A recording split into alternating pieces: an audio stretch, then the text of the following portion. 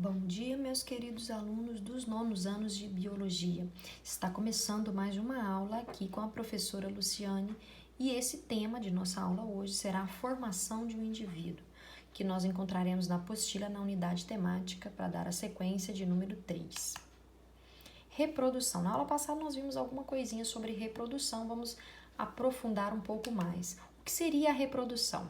A reprodução é parte do ciclo de vida dos seres vivos, que seria um processo onde esse ser vivo esse progenitor consegue produzir os seus descendentes, passando o seu material genético para os seus descendentes, para os seus filhos, dando continuidade à espécie e também evitando uma possível extinção, então, dessa espécie. Existem dois tipos de reprodução, a reprodução assexuada e a reprodução sexuada.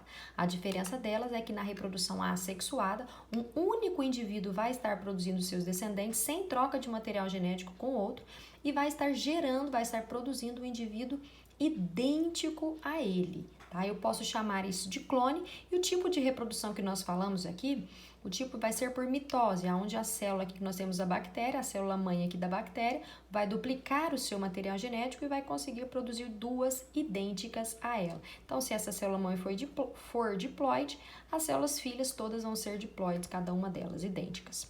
Nesse tipo de reprodução assexuada, nós chamamos então de bipartição, divisão binária ou ainda cisciparidade, a mesma coisa.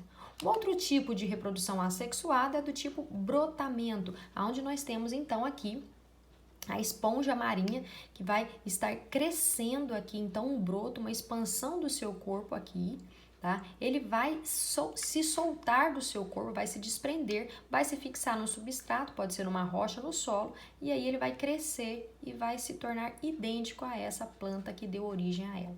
Reprodução assexuada do tipo brotamento, por formação desse broto. Já a reprodução sexuada é o contrário. Não só um indivíduo produz os descendentes, mas dois indivíduos, cada um produzindo então o seu gameta, tá? E eles vão trocar, então, unir esses dois materiais genéticos desses dois gametas e gerar um terceiro indivíduo semelhante aos dois, tá? Nós falamos que é um processo do tipo meiose, ou seja, vai reduzir a quantidade aí de material genético de cromossomos pela metade nos gametas. Então, nós temos que, quando que isso é possível? Aqui na produção, então, dos gametas, neste caso aqui dessa foto, os gametas femininos, o óvulo masculino e o espermatozoide, que são células haploides, e também a reprodução sexuada para reposição de células do nosso corpo. Então, aqui nós temos a descamação aqui, tá? Que vai precisar de uma reposição aqui de células epidérmicas aqui da pele, ou mesmo reposição aqui de células sanguíneas, ou quando tem uma fratura ou uma lesão no nosso corpo, vai necessitar de produzir novas células, e essas células nós vamos passar, então, esse tipo de reprodução aí vai ser da mitose, no caso. Vamos então para o segundo termo, partenogênese ou agamia, que é sinônimo. O que seria isso? Neste caso, nós temos aqui um caso particular de reprodução, ou seja, de 1000 espécies, apenas uma dessas 1000 espécies, consegue se reproduzir desta forma, desse caso diferenciado. O que seria essa exceção? Nós temos que as fêmeas conseguem produzir, então, os seus gametas e eles não são fecundados pelo gameta masculino, pelo espermatozoide, e ele consegue produzir um novo indivíduo. Então, de forma normal, de forma sexuada, nós teríamos aqui o espermatozoide do macho, o ovócito, o óvulo da fêmea, vai estar produzindo aqui os indivíduos, tanto a operária quanto a rainha, aqui no caso das abelhas. O que vai mudar de uma para outra seria só a sua alimentação. Tá? Agora, neste caso, se a fêmea, aqui a abelha rainha, ela colocar aqui o seu óvulo ou seu ovócito e ele desenvolver sem que haja fecundação pelo espermatozoide, e aí, no caso, ele vai gerar, então, um macho denominado de zangão. Ou seja, o zangão, ele é haploide. Por que ele é haploide? Porque ele veio somente do óvulo. Portanto, ele vai ser representado, então, por esse N minúsculo, porque não teve fecundação. No caso, as operárias e as rainhas são diploides, porque tem material genético aqui do espermatozoide e do óvulo. Juntando os dois haploides, vai ter, então, uma célula diploide. Quando que acontece esse caso de partenogênese? Em caso que não há machos para a reprodução ou em caso de separação mesmo, tira-se o macho próximo ali da fêmea e ali ela consegue então reproduzir sem então que haja o espermatozoide, o gameta masculino. Isso não acontece só com as abelhas, também acontece com algumas espécies de formigas, algumas espécies de vespas, de pulgões. Aqui nós temos um réptil, dragão de Komodo, nós temos aqui um peixe, tubarão martelo, e também na apostila de vocês, nós temos aí um réptil, aí o calango aí da restinga. Então, todos esses são animais que conseguem se reproduzir, o óvulo desenvolve e vai estar produzindo, então, um novo ser vivo sem fecundação, só que esse ser vivo vai ser haploide, com metade do número de cromossomos. Gametogênese e fecundação. Vamos fazer uma comparação entre esses dois termos. Vamos começar então com gametogênese. Gênese e formação. Gameto vem de gametas. Então, o que seria gametogênese? É um processo de formação de quem? Dos gametas. E lembrando que os gametas são células haploides, que tem metade do número de cromossomos aí nessas células. Só que os gametas são produzidos a partir de quem? De uma célula diploide, que eu chamo de células somáticas. Então, o ser vivo, então, um homem, por exemplo, vai estar produzindo o seu gameta masculino, que é o seu gameto espermatozoide, e o espermatozoide vai ser haploide. O que seria a fecundação? A fecundação é a união dos dois gametas, do gameta masculino espermatozoide, por exemplo, com o gameta feminino, que é o óvulo ou ovócito. E eles vão se unir aonde? Em qual tipo de reprodução? Na sexuada, havendo troca de material genético entre os dois indivíduos. Então, vamos entender, então, quais que são os passos aqui para a fecundação. Primeiro, o espermatozoide com a sua cauda, que vai estar levando ele até o óvulo, tá? Ele vai conseguir penetrar, então, no óvulo, porque ele possui enzimas aqui na parte anterior da sua cabeça que conseguem, então, perfurar, então, essa membrana aqui do óvulo. Aí ele vai perder a cauda, porque ela já não faz mais sentido para ele, que é só para locomoção para chegar até ele. Então, ele vai estar perdendo a sua cauda. Aqui na parte anterior aqui da cabeça, ele vai ter uma cápsula que protege, então, essa parte aqui do corpo, então, do espermatozoide, dessa célula. Também essa cápsula vai se romper e o núcleo que está aqui dentro, aqui na cabeça do espermatozoide, quando ele, então, estiver fecundado, já não tem mais essa cápsula, o material genético, então, dessa célula masculina, desse gameta masculino, vai então entrar para dentro do gameta feminino. E aí nós vamos ter então um processo chamado de fertilização, que é a união então aqui do material genético aqui da fêmea, do óvulo, com da célula masculina, então vai estar formando então essa primeira célula que nós chamamos então de zigoto. Então, após a união dos núcleos gaméticos, que é do material genético dos dois, dessa fusão, dessa união, vai formar esse zigoto, que é essa primeira célula que nós chamamos então de célula ovo ou zigoto. Então, pela união dos dois gametas, masculino, que é haploide, e feminino, que é haploide também, vai surgir essa primeira célula diploide, que é o zigoto.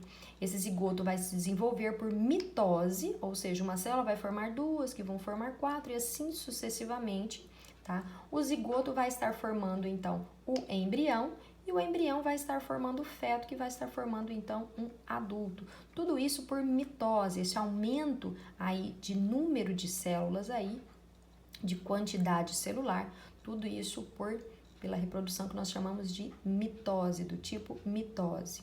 Então, vamos lá. Como que são formados os gêmeos? Ou nós falamos de formação gemelar.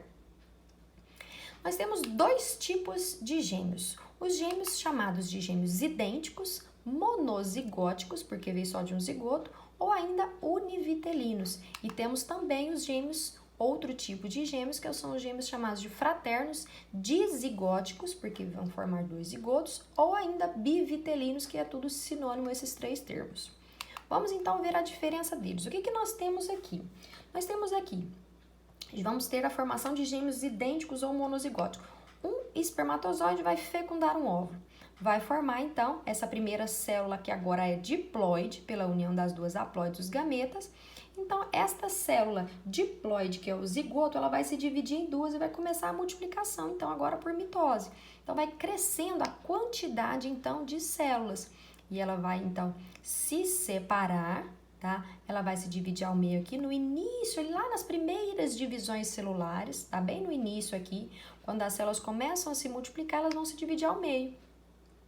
E essa divisão ao meio é que vai estar caracterizando, então, a formação, então, destes gêmeos. E esses gêmeos nós chamamos de idênticos porque, obviamente, se veio de um óvulo e de um espermatozoide, obviamente, o sexo, então, das crianças devem ser necessariamente o mesmo. Então, vai ser, ou vão ser duas meninas ou dois meninos, porque é o mesmo, vindos do mesmo óvulo e do mesmo espermatozoide, tá? Já no caso de gêmeos dizigóticos ou fraternos ou ainda bivitelinos, neste caso são dois espermatozoides e cada espermatozoide vai fecundar um óvulo diferente. Então, no caso aqui, vão ter que ser produzidos dois óvulos. Eles vão ser fecundados, vão formar dois zigotos diferentes. Esses zigotos vão se desenvolver, vão gerar dois embriões diferentes e cada embrião desse aqui vai gerar, então, um feto que vai estar dando origem, então, a uma criança. Então, neste caso, sim, de fraternos ou de zigóticos, pode vir, então, de mesmo sexo ou ainda, como aqui na foto, de sexos diferentes também, porque cada um veio de um óvulo e de um espermatozoide diferente. Existem só esses tipos de gêmeos? Não. Existem os gêmeos que nós chamamos, então, de gêmeos raros, que a probabilidade de ter são bem menores, que nós chamamos, então, de gêmeos parasitas ou ainda de gêmeos siameses. Vamos então conhecer os gêmeos parasitas. Durante a formação então do feto, lá do embrião que vai estar formando o feto, um deles, tá? Dos fetos, ele vai desenvolver mais do que o outro e ele vai absorver, vai incorporar a parte do corpo, então aqui no caso nós temos aqui outras perninhas aqui, então esse aqui que desenvolveu melhor essa criança aqui vai aproveitar então de partes do corpo de uma outra criança. Então nesse caso aqui ela vai ter só mais membros, tá? Deste outro gêmeo aqui que não conseguiu, por exemplo, sobreviver. Então um feto vai estar usando o outro para se desenvolver mais. Neste caso, ela pode ou não fazer a separação, então, dessas partes do corpo aqui que não seriam delas. Depende. Se ela não tiver órgãos vitais e durante a cirurgia provocar sua morte, então ela pode sim fazer, tá? Mas no caso provocar sua morte, então, eles optam por não estar fazendo essas cirurgias e separando esses órgãos. Aqui nós temos mais exemplos, então, de gêmeos parasitas, onde alguns órgãos aqui, ó, tá vendo? Membros nascendo, então, no abdômen da criança. Neste caso aqui teve um sucesso, ó, tá vendo? Ó, órgãos aqui inferiores nascendo aqui no tórax da criança. E aí foi feita então a cirurgia, porque não comprometia a vida da criança, então teve sucesso.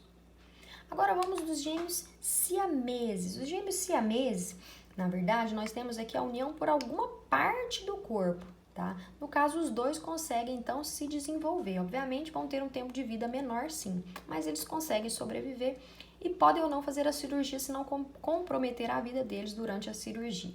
Neste caso, nós temos os gêmeos aqui, os irmãos chineses, que são chamados também de chifópagos. O que seria chifópagos? É a união aqui, ó, da parte desde o umbigo até aqui a parte do osso externo. O que seria o osso externo? Esse osso aqui da caixa torácica aí, tá? Na parte do abdômen deles. Então, eles estavam unidos, tá? Decidiram não fazer então a cirurgia, então eles ficaram unidos aí até bem mais velhinhos. Aqui nós temos um caso de sucesso aqui de separação da caixa craniana. Obviamente, o cérebro eles não compartilhavam, então teve sucesso fazendo a separação, mas nem todos têm sucesso como nessas fotos. Esses aqui nos Estados Unidos, então duas irmãs, aqui essa parte aqui da cabeça, no corpo da sua irmã não foram separados, porque compartilhavam diversos órgãos.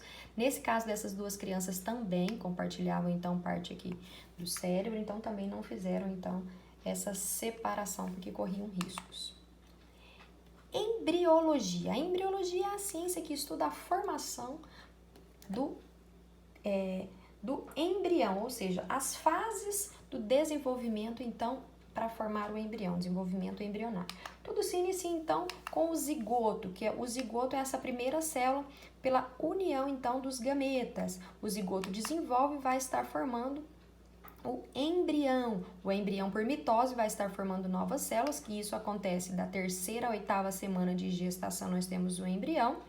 O embrião produzindo mais células, multiplicação de células por mitose, o embrião vai estar formando o feto, que vai variar, então, da 9ª à 38ª ou 40ª aí semana de gestação. Então, essas divisões celulares nós chamamos então de mitose, que acontece desde aqui a parte do zigoto até chegar ao feto. Pessoal, e é isso aí. Eu vou ficando por aqui. Na próxima aula nós vamos dar sequência então a essa parte aí das fases do desenvolvimento embrionário aí na embriologia. Um abraço a todos e até a nossa próxima aula.